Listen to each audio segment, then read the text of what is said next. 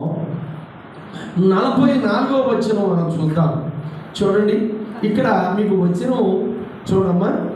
దేవుని మాట వినకపోతే ఇక్కడ ఏముందో తర్వాత మాట చెప్తాను, చదువుతాను.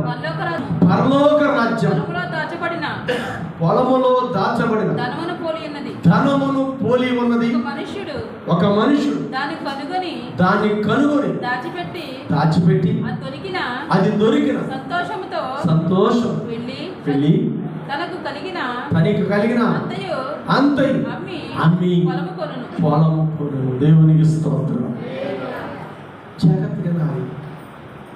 ఒక వ్యక్తి ఏం చేశాడంటే ఒక పొలం చూశాడు, చాలా విలువ కలిగింది.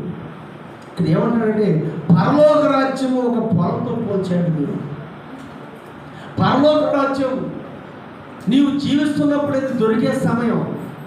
అమ్మా, పరలోక రాజ్యం ఎప్పుడు సంపాదించుకోవాలా? జాగ్రత్త. భూమి మీద ఉండగా నువ్వు సంపాదించుకోవాలి. దానికి వెలబెట్టి కొనాలట. దాన్ని మనము సంపాదించుకోవాలి. ఇక్కడ ప్రభు అంటున్నాడు, పరలోక రాజ్యములో పరలోక రాజ్యము పొలము దాచబడిన ధనముతో పోయి ఉన్నది. దేవునికి స్తోత్రం.